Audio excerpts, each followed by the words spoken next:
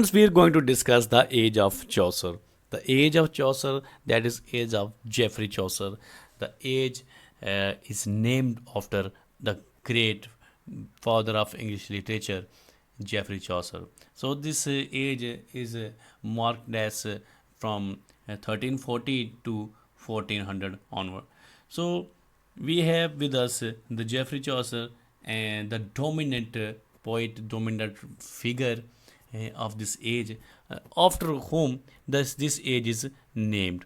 So the age of Chaucer is named after father of English literature, Geoffrey Chaucer, and is first significant period in literary history of England, because before this there was too much. There is nothing too much known about the literary culture and literary history, you can say that there was very less known about the literature. And there are few incidents like Beowulf, and that is called as the oldest poem, yeah, or you can say the first poem in the English literature. There are few incidents there are, but they are not enough uh, to be remarked as the that age to be very significant. So the first significant age is the age of Chaucer.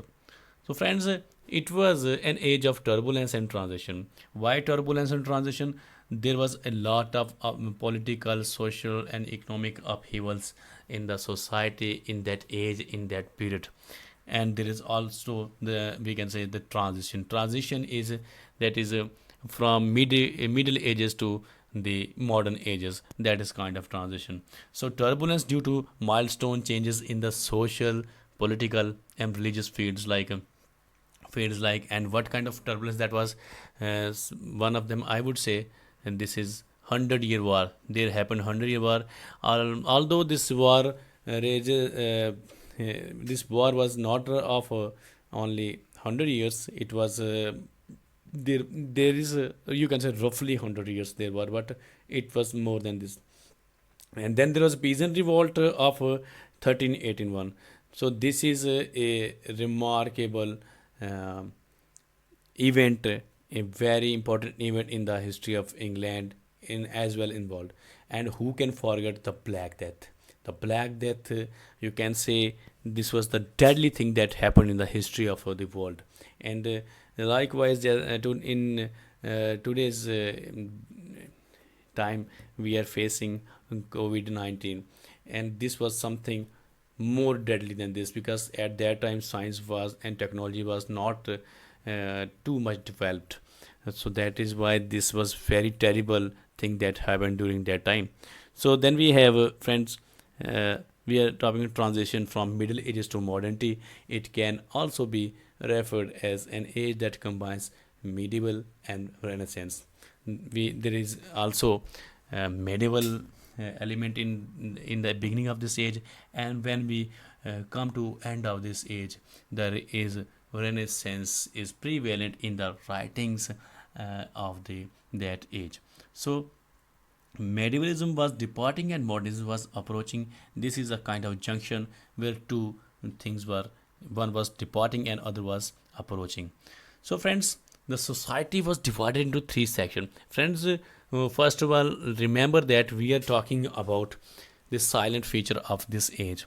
So these are silent features of this age. The third feature is that society was divided into three sections. The first is the church, you can say this is church, then the nobility and the common masses. So church is meant for religious activities. This is even today's time, it is quite relevant that they are only related to the church is related to only the religious activity and prayers. And here nobility is destined to fight, and they are warriors and knights. And as well, I can you can add that they were courtiers. Church is made for religious activities and prayers. Here nobility is destined to fight, and they are warriors and knights. So we can say they were courtiers as well, because warriors and knights are the part of the court. And while the masses are those, we are talking about the common masses. In even today's day, we say the common masses are the common people, and who really work hard to feed the society. and they are peasants and workers. They are peasants who work in the farms, and other are the workers who really work hard to feed the society. So uh, society was divided into three parts. So then, friends, we have feudalism. The word feudalism, you must know about the feudalism, was at its peak in the beginning of the age. In the beginning of age, feudalism was at peak, and but it in the end of the age, it almost vanished. So uh, feudalism was at its peak in the beginning of the age. The practice of villainy was prevalent. So here a word villainy, you are seeing here villainy. Villainy implies to the practice of exchanging labor services for land. Most of people don't have had land at that time, because the feudalism in the, you also know, the jimidara system in India, there was prevalent few decades ago. So feudalism was there. When there is feudalism, and the lands of the farmers were taken away from them, so they were landless. Farmers were landless. So that is why it is said that 40 to 45% of land of England was engaged in this practice.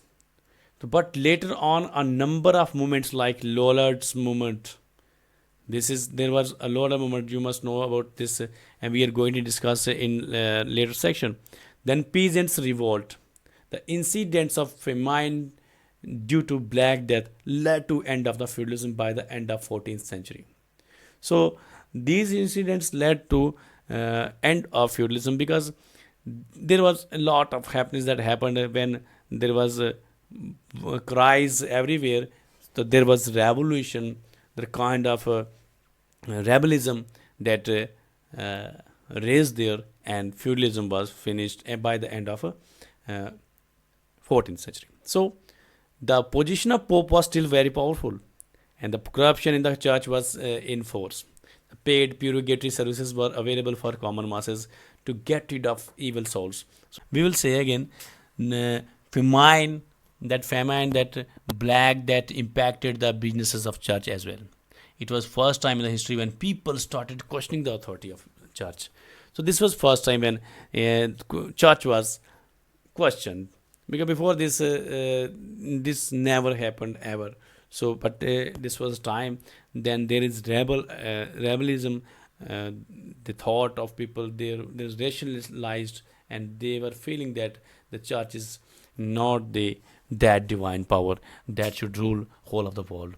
Then we have, friends, with us John Wycliffe, about whom I was talking, and we will also talk in later section also. He was an Oxford scholar and theologist as well. He was the first who raised voice against the church and the churchmen. He is responsible for the Lollardy and the Lollards movement of 1382, and you must know about him, because along with his follower he was sowing the seed of reformation, and that is why he is credited as the morning star of reformation. So he is the morning star of reformation. Who? The John Wycliffe. So he was expelled from the Oxford universities because of his rebellion thoughts against the traditional church and traditional practices of the church. He was very critical of them, and he was quite opposing them. He raised voice against them. Friends, then we will talk about the major movements of the age.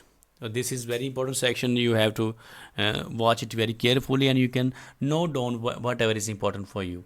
So major movements of the age of the Chaucer are the 100-Year War that we discussed. We spoke once before that 100-year wars that happened. So it is not exactly 100 year. You can see here there's 1337, and then it goes to 1453. So it was, I think it is 116 years, but they, in the nutshell, it is called that this is 100 wars. There were few time in between. There were spaces where there was peace was existed. So what was the root cause of 100-year war, and between whom it was fought? So let's talk about with that. The 100-year war was French for French throne.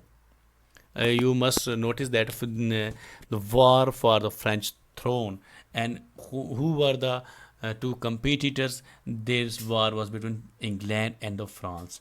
So France, the French people and the French throne, but England was fighting for the throne. Why? What was the reason? Let's talk about that. What happened after the death of Philip IV?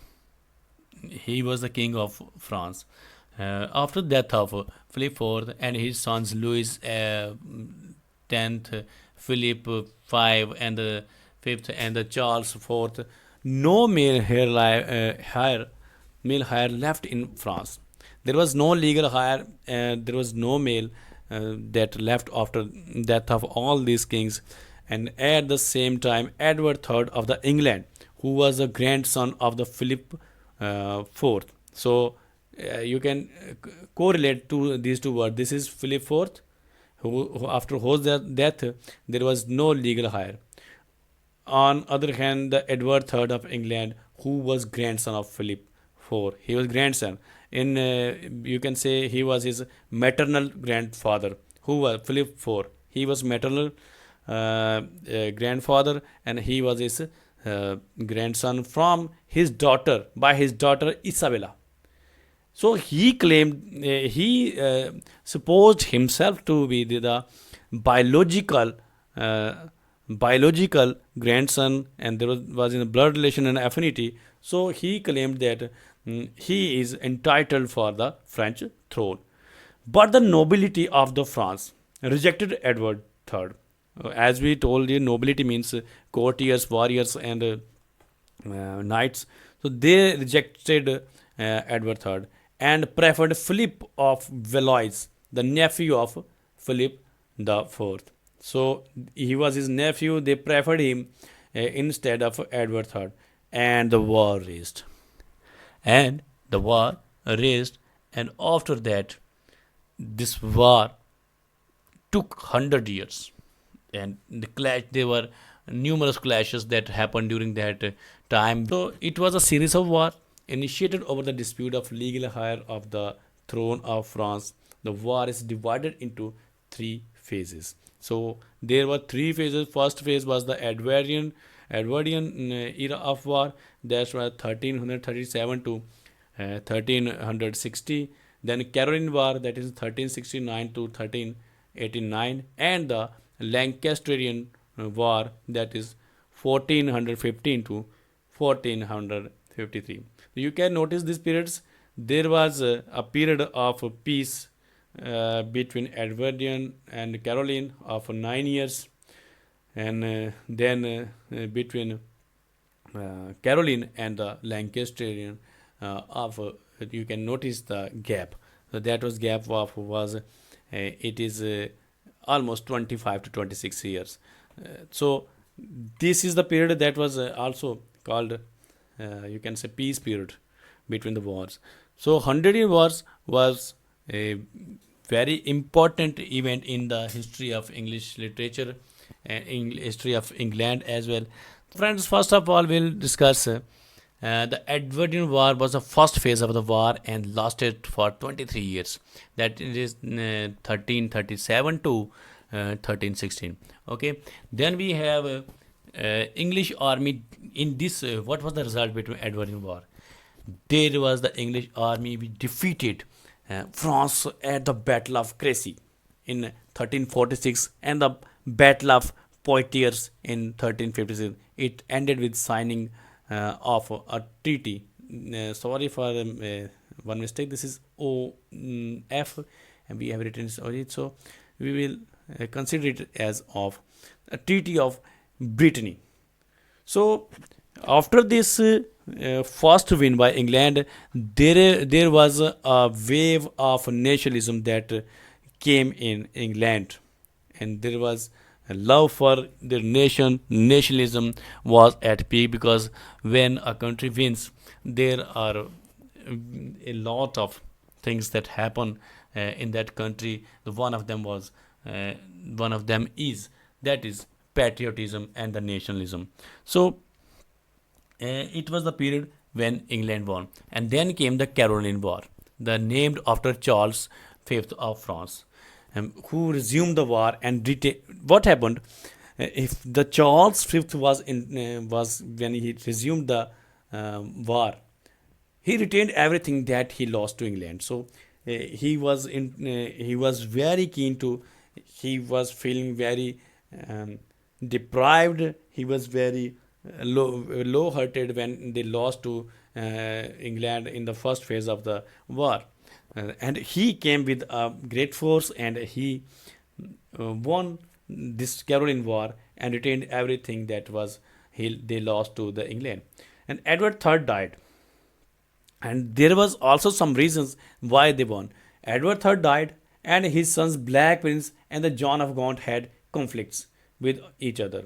Or as well, there was Black Death, and there were also few other factors that affected this uh, the the situation of England. So England was on the weaker side. Then they won. Who won? The France won, and the French thought they captured it again. So Charles V took the advantage and won the war at this time. So he retained everything that they have lost in earlier phase. The Lancastrian War. It is the third phase and the final phase, and peace prevailed after the Caroline War for a long time. But in Lancaster War, they also started. It was 1415.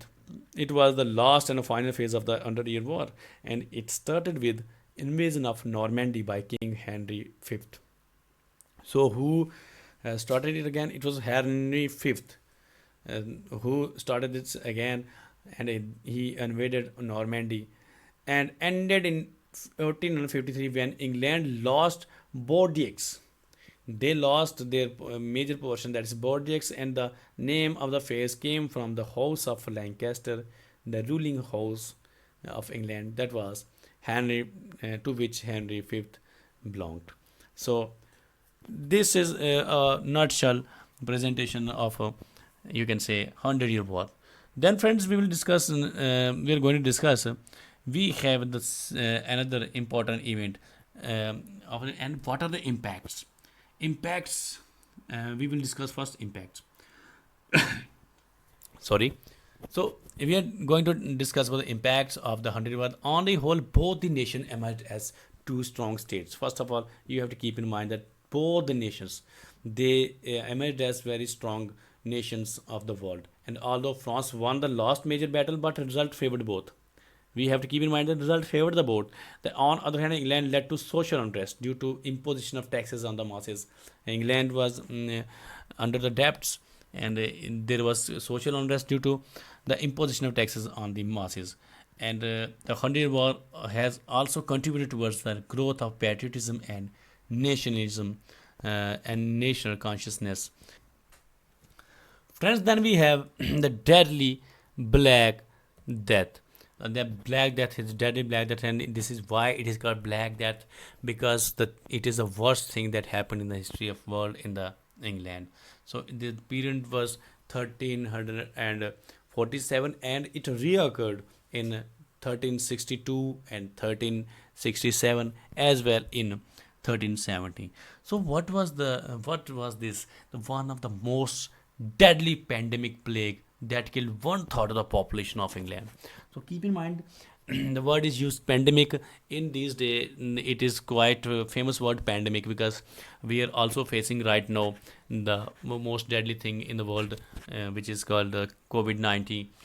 There are a lot of deaths, a lot of infections that have been spread all over in the world, and a lot of deaths have been recorded in current time too.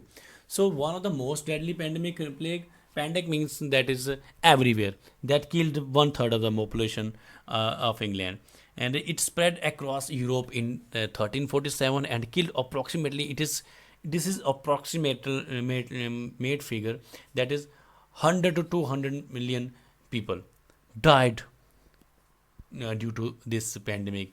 So it was bubonic plague caused by Yersinia pestis, of bacteria.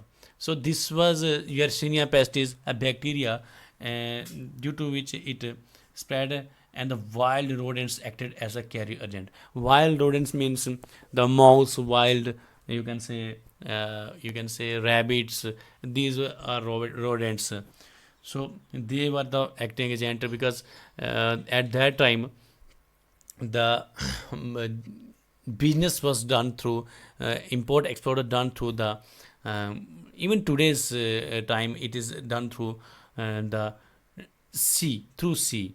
The whole of this import export done by sea, and during this import export, these rodents also traveled from one side to other side, and with them, this bubonic plague also spread. The first outbreak of plague swept across the uh, country and traveled to south in bubonic form during summer 3048, and it resulted in the mutating form of pneumonia and become more devastating. And then there comes the mutation, and it was when mutation comes, that is very dangerous thing, because mutation means the medicines, the pesticides, the all the antibacteria, they are not affecting it anymore. So that was the mutating form, and it was more devastating. So it was so deadly that livestock were set free to find food and for themselves. Peasants left the field and crops left to rot. So livestock, even they were set free to eat whatever they get, because it was a time when even the humans was starving themselves, and even they are not getting food. How can they feed their livestock? This was very crucial, you can say worst time that happened during, this is worst thing that happened during that time. And the peasants left their field, and there was no work in the fields, and the crop left to rot, and the crop rotted to a greater extent. So this was the Black Death, and what were its impact. So what is important, it reoccurred. As I told you again, that it reoccurred in 1362 and then 1367 and in 1370. But their impact was you can say impact was a little bit, it was little bit less harsh than the previous version of that pandemic. So impacts, what are the impacts? You must know what are the impacts. So we are going through a time when COVID-19 is pandemic right now. Black Death, about one third of population of England and Europe died. This is the worst thing that happened. And then since the population decreased, labor becomes costly because there were very few laborers left, and it whenever there pandemics happens, the most of the victims they come from the lower section of the society, because they have less resources to survive. So labor class, there was labor cost that was very much affected. So since population decreased, labor became costly, because the peasants and laborers who survived demanded more wages. They started to move to get more wages from wherever available. So there was movement of laborers and the working class from one side to other side, wherever they get their life go on, wherever they get a good salary, good amount for their work, they move to that place, and ultimately labor become costly. Rural areas started to grow, and more the urbans were, they were on their you can say they were not doing well in their development, the kind of life they were having. So rural areas started to grow and more than the urbans. These were the impacts of the Black Death as well. Due to deaths, most of the priests disappeared from the churches. And the most of priests, when they disappeared, a lot of deaths were there, and their posts were filled with the poorly qualified faculty. So this also resulted in decline of the church power. You can see that the decline of church power, because due to that, most of the priests disappeared from the church, and their posts were filled with poorly qualified faculty, recent decline of church power. So this was also a factor that also contributed to decline of church. Apart from the other Lollard movements and other things, this was also one key factor. So, friends, Peasants Revolt, it happened in 1381. It was a time a rule was passed according to which anyone above the age of 15 years has to pay poll tax of 1 shilling. And this was not the immediate phenomena. It was repeatedly happened during last 3 years, and the rate of tax revised and raised for third time in the 4 years during the that time.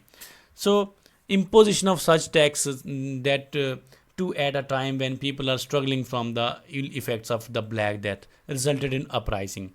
And what happened? It is one of the popular revolt of the British history. One of the popular, and still it is whenever you search for the Peasants Revolt, you can find it very easily.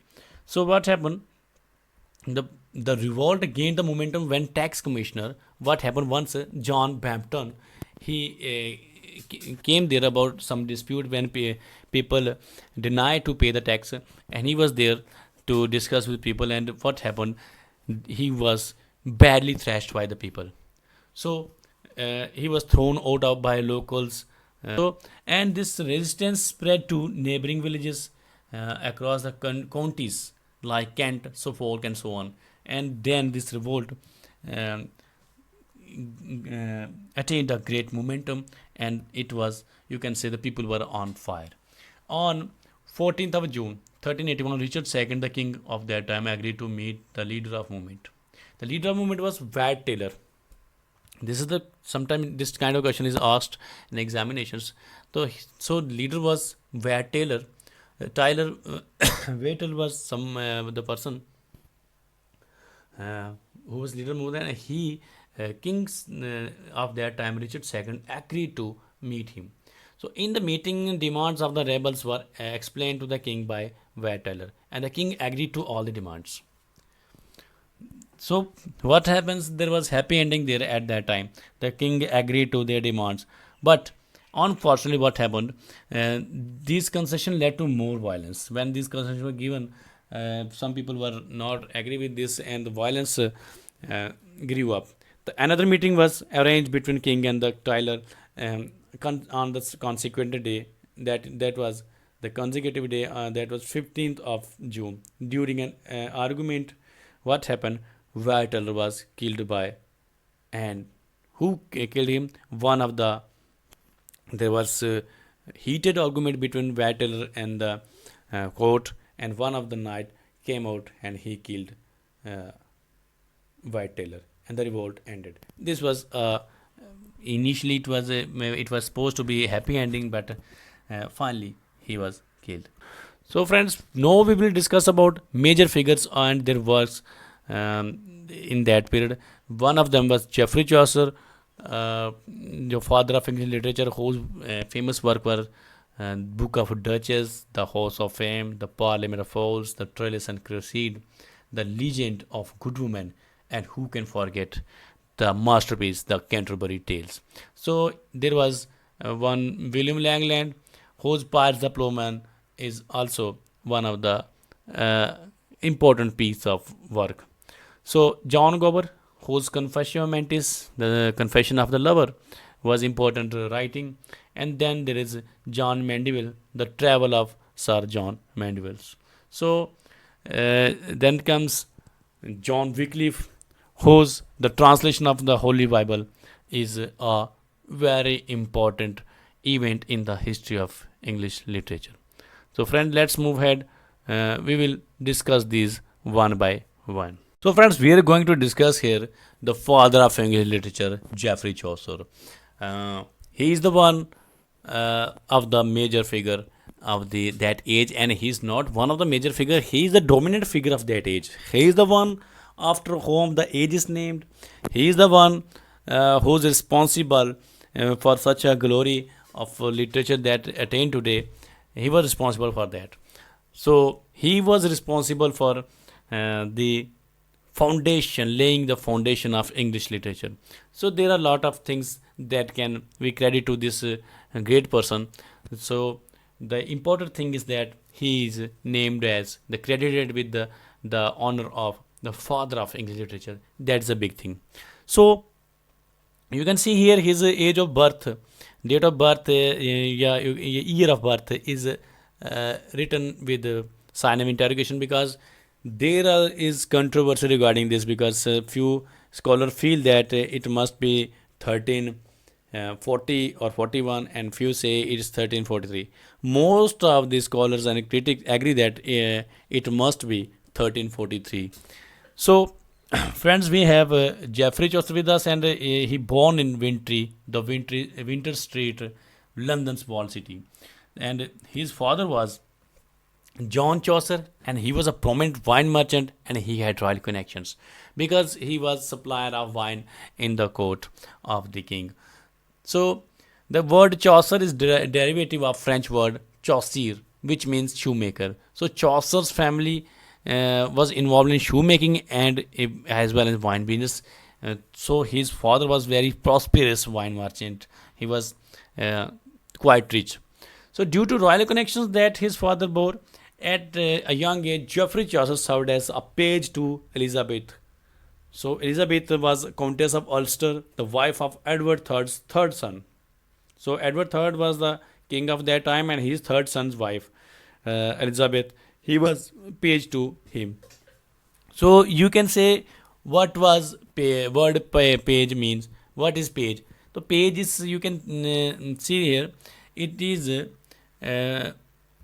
a word which is sort of either derivative of Latin word pages or Greek word page. Latin word pages means servant, and while Greek word page refers to a child. So it was a kind of service that have been taken from the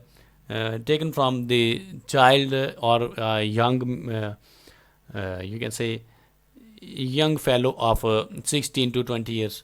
So a page or page boy is a young servant that is kept to serve or as an attendant, as a messenger for a particular and or a royal person. So it is a traditional term, and the page boys are seen working in Christian marriages as well. They are holding gowns, gown of bride. They were kept to carry the ring.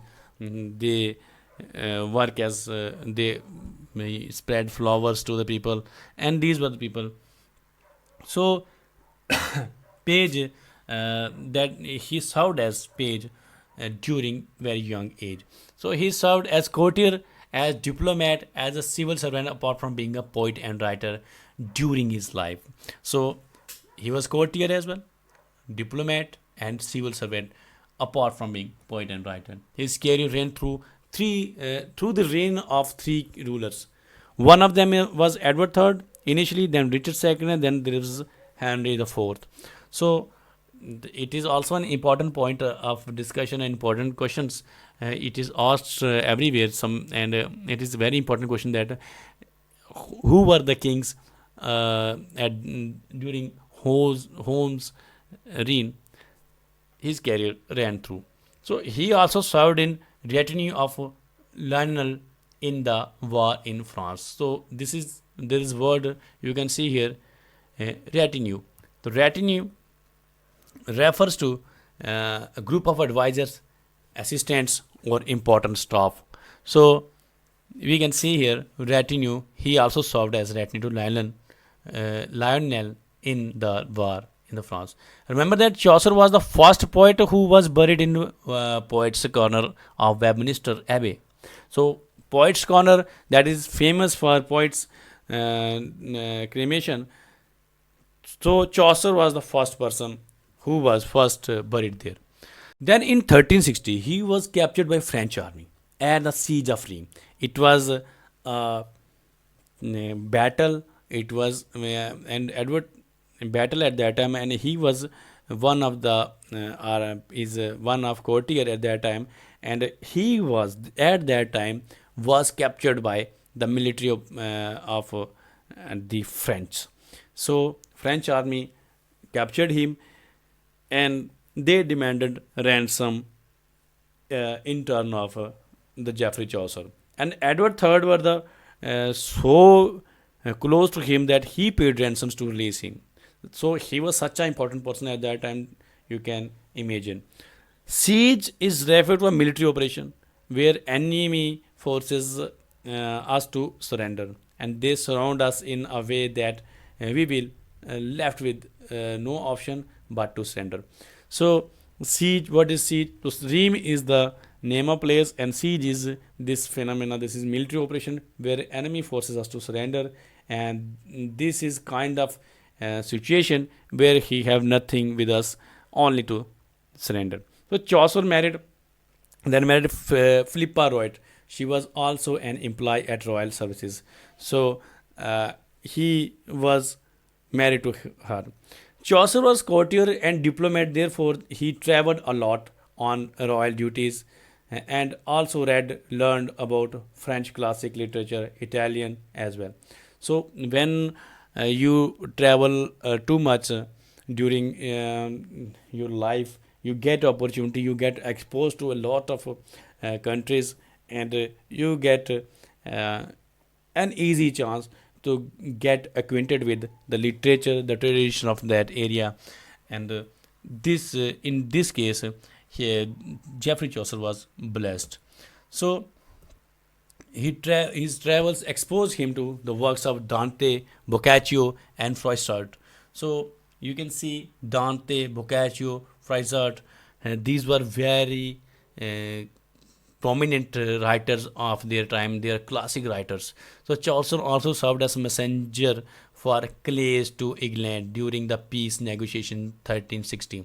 So see, he also served as messenger during a peace negotiation in 1360. So he was also once who accused of beating a Franciscan friar in London. So he was accused one. Who is friar? Friar is anyone who is related to Catholic Church. So the friar word came from Latin word frater, that means brother. So anyone who is related to, you see, nuns are called sister and friar are the brothers. So we will talk about literary career of Geoffrey Chaucer. During literary career, although there is negligible information about his education, but it is evident from his work that he was quite fluent in French as well as Latin and Italian too, because his work are divided into three periods of his life, and during his first period was French, then we have there was Italian period too.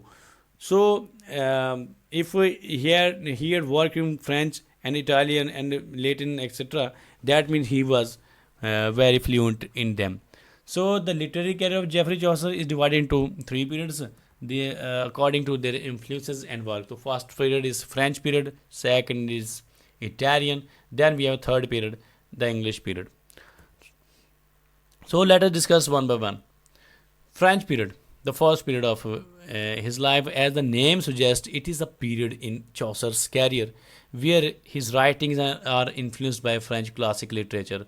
So this was the time when he was quite impressed by French writings. At that time, French was also a popular language among the elites. So that is why French was important to learn. It was a language of court at that time. So that is why French was popular, and Chaucer was the one who chose to write in that time, and he was also a court poet. That is the reason why he preferred to write in French. So it is earliest period in his career and includes his early works. French writings, especially the Roman de la Rose and the poem of Guillaume de Machaut, remained the chief source of his inspiration during that period.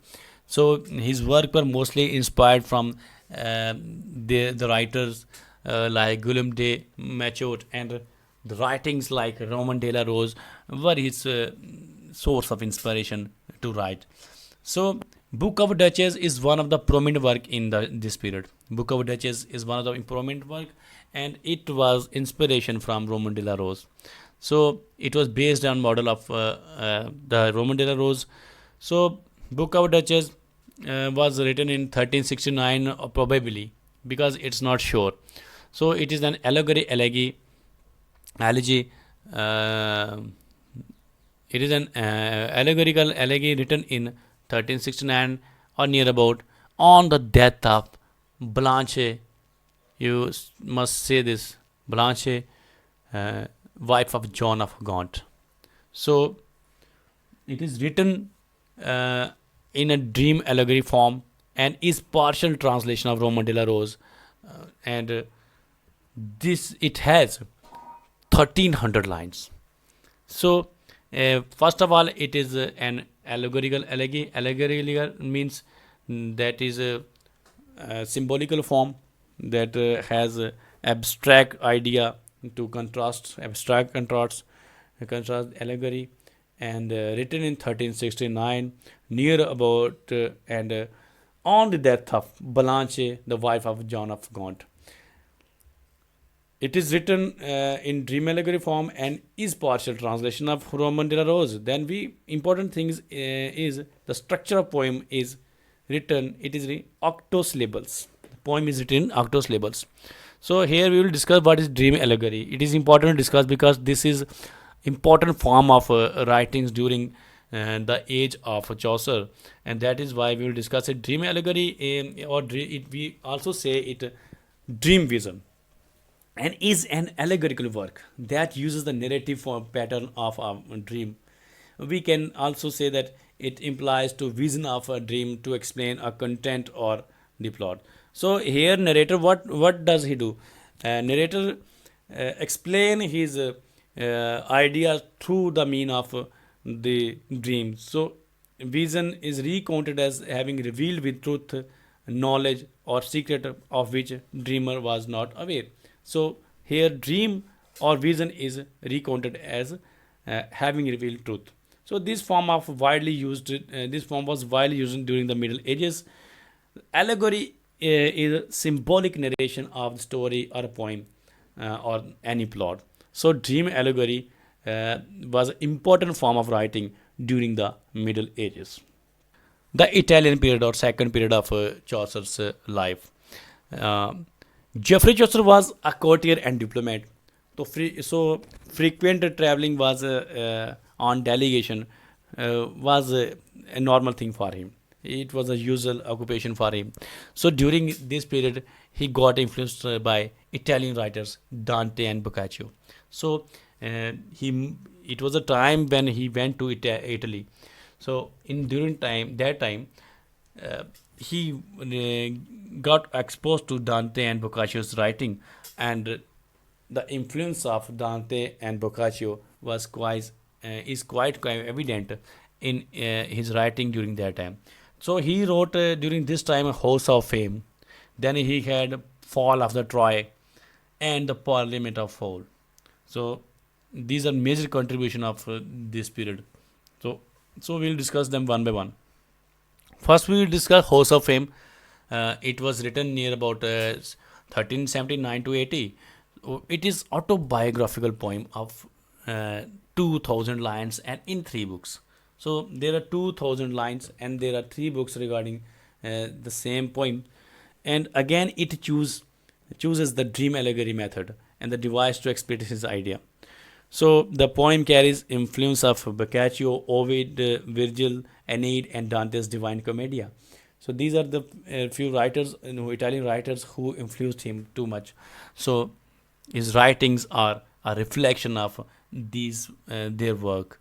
So book one, we'll talk. There are three books. Book one, narrator sees a dream where he is in the temple of goddess Venus and finds an inscription of story of Virgil and Aeneid, and then rest of the stories about the Dido's betrayal of Aeneas. So and the book two narrator is carried by an eagle who talks to him in human voice and assures him that Jove has rewarded narrator to send him to House of the Fame. And in book 3, narrator 3 reaches House of the Fame and meets the goddess of fame. There is incomplete description of home and its members. So this was a work which is called as a flawed work. It was incomplete, and there was not too much appreciation for this work. It is sometimes it's called, sometime it is called that it was a failure at most of the time. So that is why it's unfinished work and not a successful work of the time. Then we have Parliament of Fowls. This was written in 1380 and it was a poem written to celebrate the marriage of Richard II to Anne of Bohemia in 1382. So remember that it is 1382 when Richard II and Anne of Bohemia got married, but it was written previously, 2 years previously, to celebrate their marriage. So because he was a royal poet, though he has written this in royal services. So it follows dream vision. Again, it is dream vision and dream allegory. Both are the same thing, and the written in royal stanza. It is a kind of stanza that was invented by uh, Geoffrey Chaucer, and it involves based fable tradition as well. So beast fable tradition is also one of the important uh, aspect of this poem. A translation of it is translation of Beattie's deconsolation philosophy. Deconsolation is Beatties was the writer, and his deconsolation philosophy. It was partial, you can say partially inspired or translation of that. So it presents vision of birds, presents a vision of birds gathered to choose their mates on Saint Valentine's Day. We celebrate Valentine's Day in this time, and it is somewhat regarding to that. So there is importance of Valentine Day is also described there. Then we have English period, friends. The third period and the English period of Geoffrey Chaucer's life and literary career. And this is regarded as the best period of his literary career. Here he emerged as true genius by means of his original works like Masterpiece, The Canterbury Tales, Troilus and Cresside, and works like Legend of Good Women. These were the few works which are still recalled today, and the Canterbury Tale is become the masterpiece, is a cult classic right now, and it is an important contribution of Geoffrey Chaucer to the literary world, English literary world, and it is something of great importance. So this is the period where his most original work appeared, and he emerged as a mature writer, mature poet. He made English popular among the folks. He is the person who has chosen to write in English. He is the person because the time when there was a very French was very important language, and language of glamour is the language. Although the common masses were quite close to English, but the elite class language was French.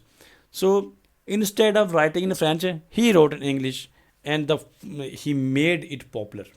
And the contribution toward the English literature is of such a level that he is accredited with the title of the father of our splendid English poetry by Matthew Arnold. So mark these lines that the Matthew Arnold called him the father of our splendid English poetry. So friends, this period is, as I said, very important, and the first of all we will discuss the Legend of Good Woman. It is in 1380.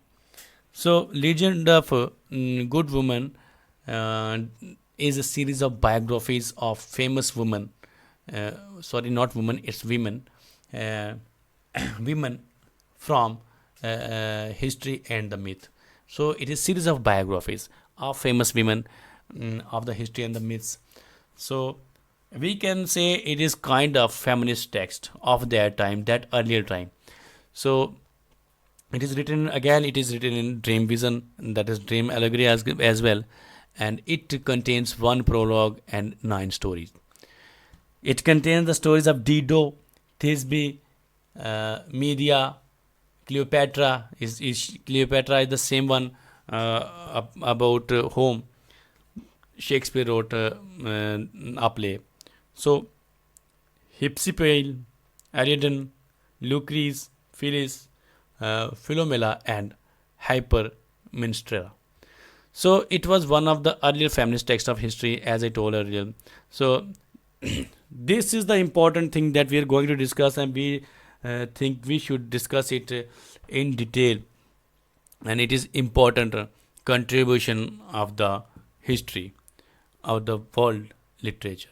So we have Canterbury Tales is a masterpiece of Chaucer that marked the foundation of English literature, and you must say it is something because of which we are still studying it, and it has that kind of value, that kind of uh, artistic work, that it is still you can say still it is praised. So it is a collection of stories narrated by pilgrims gathered at Tabardine. So what happens? There was a Tabardine in the Southwark in the month of April, and there a number of pilgrims they do gather, and they um, the pilgrimage, you know, was towards in the month of April. What happens in England? There is a shrine of martyr Saint Thomas Becket in Canterbury. People go to there for pilgrimage, and during that time they do gather at Tabard Inn, and Geoffrey Chaucer was one of them pilgrims. So they gather there, and he was one of them. So I would like to remind you that Saint Thomas Becket is the same whose murder is the central idea in T.S. Eliot's play Murder in Cathedral in 1935. It was then what happens in Canterbury Tales? There are 29 pilgrims and a host of the inn, that is Harry Bailey, and there 29 and one in there. That total there were 30, and the host of the inn suggests a storytelling contest. The host Harry Bailey, he suggests that we should play a contest. We should go through a contest, and this contest is among the storytelling, and whoever wins this contest will be rewarded with a special dinner feast and treat, and by doing so we will get great we will get so by doing so they will not get bored, and as well there was quite entertaining pilgrimage, and their travel will become very easier. So this was the idea of a host. Harry Bailey becomes, and he himself becomes a judge of the contest. Chaucer originally planned 120 stories only, but only 24 got written. He originally planned that there are 29 pilgrims and one host, that is 30 storyteller. Each one would narrate 4 stories. So this idea was original idea was that they will write 120 stories, but only 24 got written. So this was a kind of plan. Again, it is unfinished work, but it is of great importance. Whatever he has written, it is very important. Even the prologue to Canterbury Tales that has written by himself requires a special mention here, because that provides characterization of the pilgrims, and it has a great value and has very importance, that is a historical importance in the world of English literature. So it covers all sects of society except the poor and labor, because they can't afford to go a pilgrimage, because the poor and the labor class was not such can't pay such hefty amount to go for that kind of pilgrimage. So this is the basic idea, and what is the historical importance of this Canterbury Tales. Let us discuss. Although unfinished work, Canterbury Tales is a cult classic literature, realistic and full of vivid imagery of the time. So it tells us about that kind of fashion statement of that time, the kind of food people love to eat, the kind of lifestyle people follow. Everything is discussed in very detail.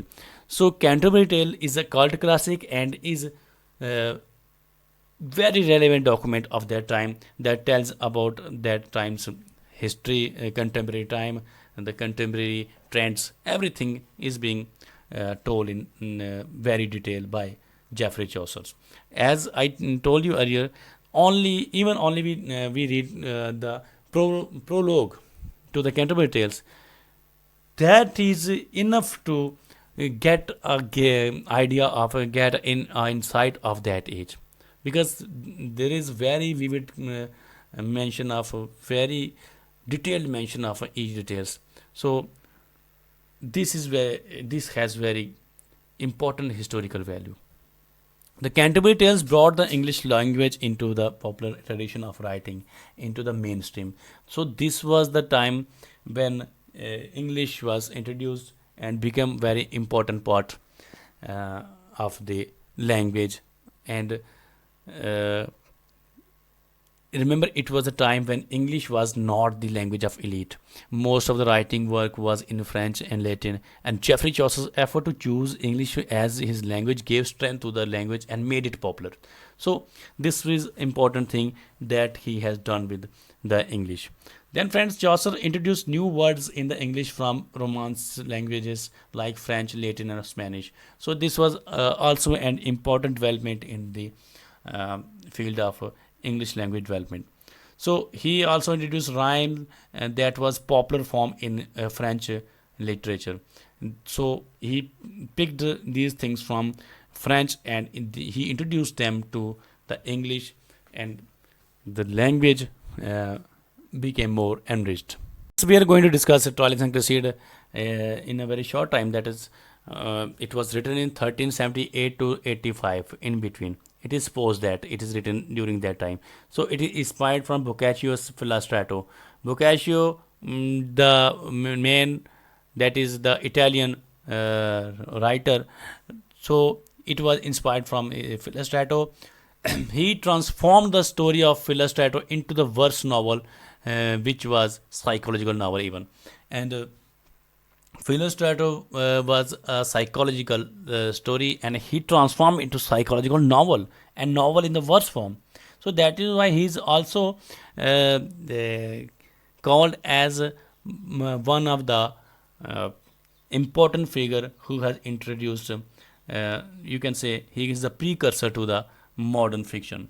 So he is considered Chaucer's longest. It is considered Chaucer's longest poem, about 8,000 lines. Troilus is a beautiful widow, which while Cresside is a Trojan prince, and the poem is about true love and ideal lovers. So this is all about. You can read it separately.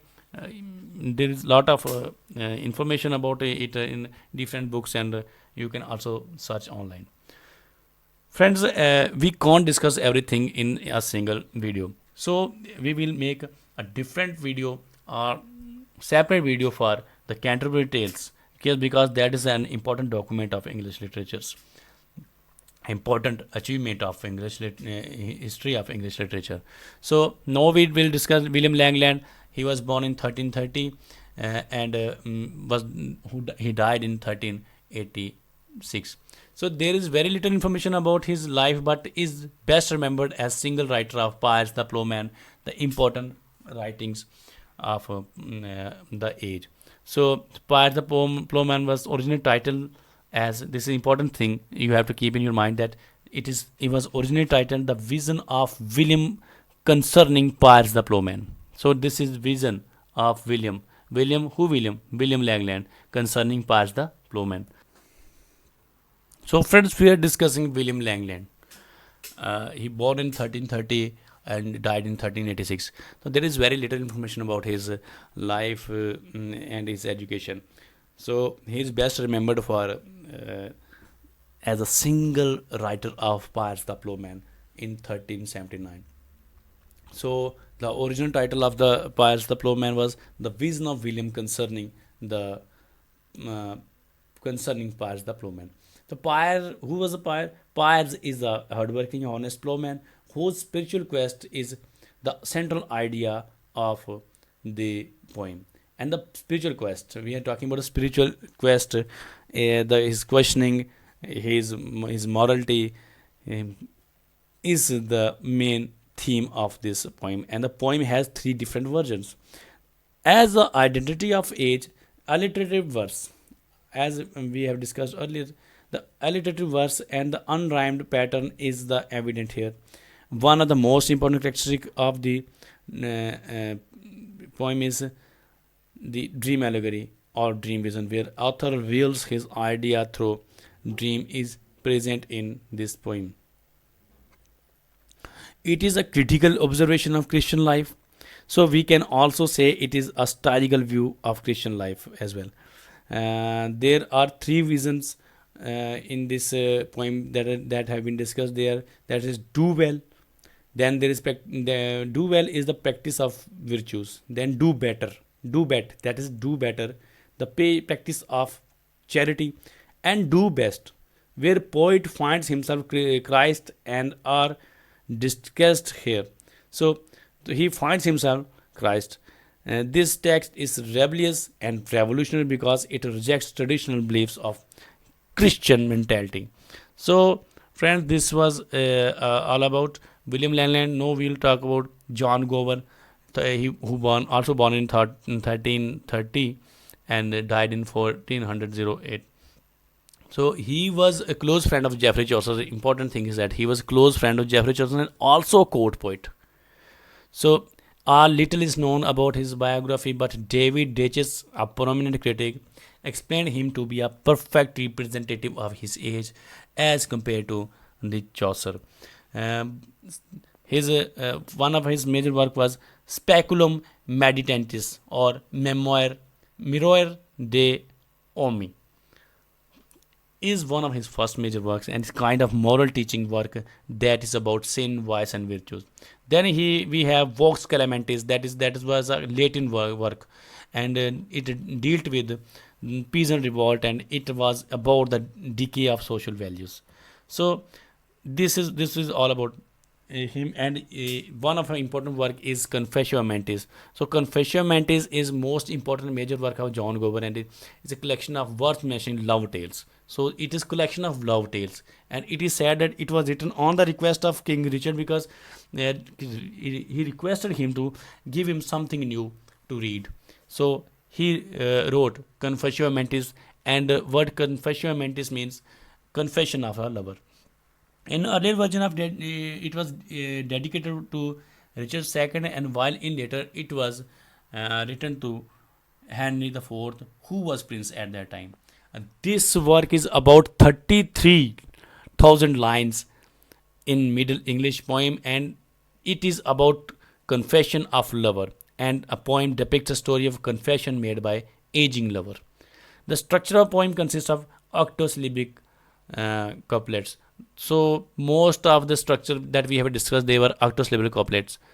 So will now discuss with John Mandeville. His birth and death is not known anywhere, not even the probable. His life, birth, and death are unknown, and it is supposed that he was an English knight in north or of Albans. He spent most of his time traveling, and he wrote the Travels of Sir John Mandeville. Travels of Sir John Mandeville. Uh, it was supposed to be written in 1340 between 1340 to 1350, and Leonardo da Vinci and the Columbus used his work to explore the world. So this came to be as an important document for them, and they used it. So no, it is important. We have also discussed the John Wycliffe. Again, we will discuss him. He is described as the morning star of Reformation, and is best known for his complete translation of Holy Bible. So he translated Holy Bible from Latin to English. So this is very important work, and he was scholar of University of Oxford and studied theology there. Important work include the Truth of Sacred Scriptures. Then we have the Pope's Power. Then there's Apostasy. Then we have On the Eucharist, and then Trialogue. So these are important works that we have to discuss in further videos. We will discuss especially the Canterbury Tales in our next video. So friends, please subscribe, like, and comment in the comment box, and tell us about your experiences with us. So thank you very much. Keep watching the classrooms